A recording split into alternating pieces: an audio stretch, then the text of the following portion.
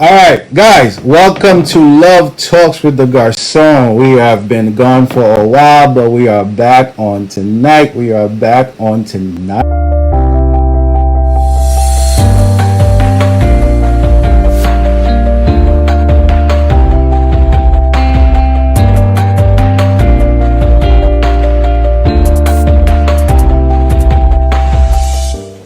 As you guys know, we use this social media platform to talk about a lot of different things that we do as relates to relationships, marriages, regardless of where you are in the situation. We talk about it. It's complicated. It's entangled. That's a new term right now. We talk about it, and the platform is called Love Talks with the Garcon. So we ask that you guys to make sure you can always follow us. And make sure you go on Facebook and follow our page. We also have an Instagram page that we want you guys to follow. Also, Love Talk with the Garcons. And we also have our YouTube page, Love Talks with the Garcons. So everything is basically Love Talk with the Garcons. We just ask that you guys follow us and keep up to date with us. And I feel like what we have to share today is really it's very important, right, for relationships. And it's not to say that we are exempt, that we don't, and we're going to actually share some stories. We're going to get kind of open today and share. It's going to get kind of open today. So we're going to be open and honest, and I'm going to put some people on blast. But what are you talking about? But yeah, so we wanted to, just kind of share what our thoughts on this whole entanglement with August. Entanglement with August. Entanglement with August.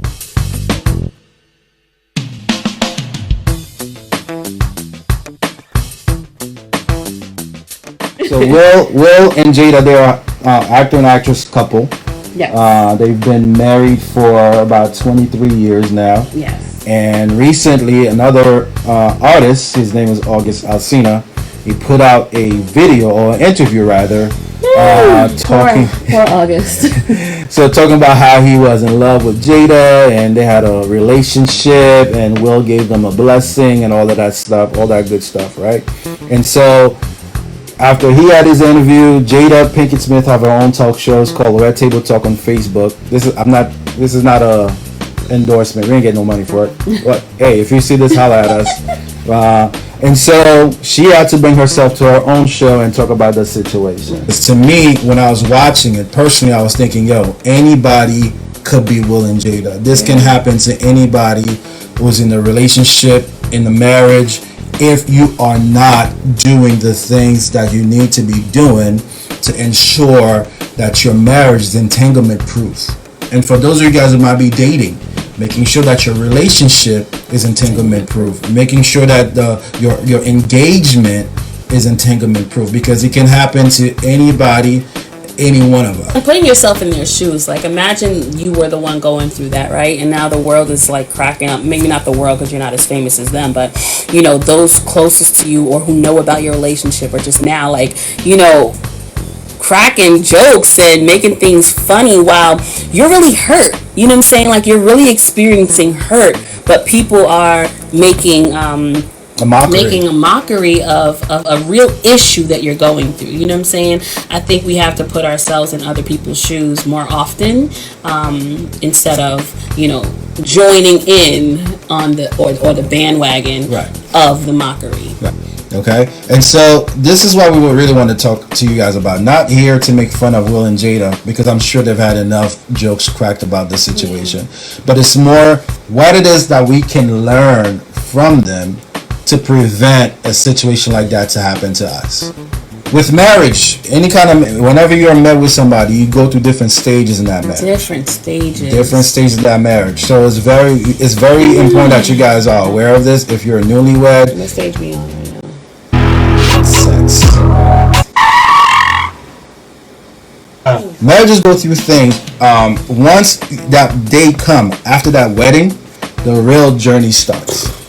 And you know what? The real journey after marriage, after the wedding, sorry, is usually still pretty honeymoonish. Good. You know what I'm saying? Like, you come in and there's like passion, like you want to be all over each other. Mm-hmm. You want to, decorate your new house together. You want to take long walks in the park. You even still talk on the phone. You want to walk around the house naked. You want to just you want to snuggle and Netflix and chill. That stage is it's still after the wedding, right? It doesn't. I mean, it still lasts for about. Depending on your marriage. 2 years, about, right? A year and a half. You don't want to put a number on it. It is imperative that you are maintaining some form of that first stage of marriage. The more of it you let go, the easier it is for you to start being discontent, or to start even allowing yourself to be tempted to step out. Passion is very important. The next stage in a marriage is realization. Okay, this has to do with when you are after the honeymoon phase is, I don't want to say over, but that 2-year window when things are becoming, the reality of it all set in. You're starting to realize, okay, you know what? This is my reality. We're not really in this honeymoon stage anymore, but now this is my person that I just made a commitment to this person for the rest of my life. So you start to settle in that place of reality, right? And it can be challenging because you start to learn things about this person that you never saw because you've probably never lived together, or when you live together, things start to get magnified, right? Yeah. Let's get to our transparency moment for a little bit. Anne is that the love language, word of affirmation person. And you know it. I don't even know what to say. But you know it. Continue. And then as we were having a discussion about it on Saturday, we had a discussion. It was borderline argument, but it wasn't an argument. It was more like a discussion. I didn't make it an argument. She was being super, super needy. Okay, especially with this quarantine, and Anne was not able to realize. Well, she's able to realize our reality is very different because she wants me to come by her when she's at the dining room table and be like, mwah, and touch and stuff like that. But a lot of the times during this quarantine, Anne has been at this table working, the same table we're sitting in. I'm with the baby and things of that nature. And then she said one thing, connecting it to what we were talking about, handling things that people have to deal with before marriage. And she said a statement, and she said, I don't know if I'm this needy or because of my own insecurity, which I overcame already, right? She overcame it before marriage, but what about those people who have not overcome their self-esteem issues and they're getting into marriage? So I want to kind of interject here because I don't think he said the story really well. So he knows what my love language is, right? My love language is words of affirmation. So I love to hear, oh, you're beautiful. I love to hear, or oh, this food is banging. I love to, in a new love language that's kind of, because marriages change, needs change, right? I like physical touch, and I kind of showed you how I like to be touched. So I was it's not like this. It's like when you know what your mate needs, when your mate is vocal about what they need, it is now your duty to provide those needs, right? If I wanted to get up into entanglement, and let me tell you something, I'm being very real right now, okay? When your mate is very vocal about those needs, it is your duty, no matter what, to tend to those needs. As for the men or women, the statement that my wife made is true. If you're not ready to be able to provide those needs, don't get married. Yeah, you have to be very careful about voids. And there was a void. Obviously, there was a void with Will and Jada. But then again, infidelity and entanglements, sometimes there's no void. Sometimes it could be opportunity. Yeah. And people are not making good decisions when those opportunities present themselves. So we have to be very mindful about any voids that can lead to opportunities being taken advantage of, and that's how you get these entanglements. The third stage is rebellion. All right, rebellion. When someone is used to being a certain way, I'm free. I can go wherever I want to go, whenever I want to go, with whoever I want to go. They miss those things. She misses her friends. He misses hanging out at the bar. So these are things you want to be mindful of in marriage, because there has to be an adjustment. It doesn't mean that you cannot miss those things that you used to do as a single. It's a matter of knowing everything needs balance, especially in marriage. Because once you're now married, like you kind of switch gears. It's not all about you anymore. It's not about the me, but it's about the we, right? And so now we're thinking for both of us. We're planning for both of us, right? And so having to pull away from being that independent woman or that being that independent man, making your own decisions, getting up and going whenever you wanted to. Now you have to deal with having to let your mate know that this is what I'm doing. Not saying to lose your identity in your marriage, no, because you still have something to bring to the marriage. That's really important. Right. So you have to make sure you maintain your identity, but how do you seamlessly make it kind of into a cohesive unit? If it's the main focus to become to maintain individuality and not looking at the whole, then it become a problem. Let's say that you lose your individuality, but oftentimes some people, they make it like a main target and objective to still be the me and not focusing on the we. Like the Bible talks about the two shall become one, right? And even that scripture is showing you there's a progression that's supposed to take place. Because become it's in the present state, right? Becoming. It's important to maintain your individuality, but if it's to, kind of separate the two, then that's when it kind of gets if maintaining individuality, the aim is being selfish, then that's a problem, because you're supposed to be as selfless as possible in a marriage or relationship, and that's for both. And these are all ways, and this is connected back to entanglement. And again, we'll give credit. We found this really good article that we're using tonight from the Reader's Digest. So we're not the type of people that try to plagiarize. I know some people that's like that. So stage 4 is cooperation. Now this is where many people I'm going to say stuck. Okay, and I say stuck because in this stage, in the cooperation stage, it's almost like now we have kids, we have bills, we have goals, we have a career, and so now we have to cooperate together to raise these kids. We got to cooperate together to pay these bills. We got to cooperate together to make sure these goals that we got set, that we reaching them. Right. We gotta, we gotta cooperate to pay this mortgage. Like in this stage, this is where life gets busy.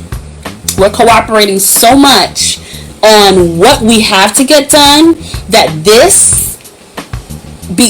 a wedge starts to be. Let me just kind of, let's do a little visualization. A wedge starts to,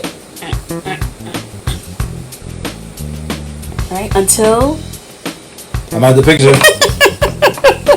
So yes, the mortgage has to be paid. Yes, the kids gotta eat. Yes, the investments have to be handled. Yes, our careers got to be well planned out. Yeah, I know that. I'm not saying that doesn't need to happen. However, intentionality, guys. Intentionality will save your marriage. Intentionality will save your relationship. Intentionality will keep you from entanglement. Okay, we're gonna continue. Step 5. Stage 5 in a marriage. Again, this is from Reader's Digest. Great article that we found in preparing for this thing. Now, this is more for the older married couples, because by this time, this is called the reunion. Okay, now by this time, this is where you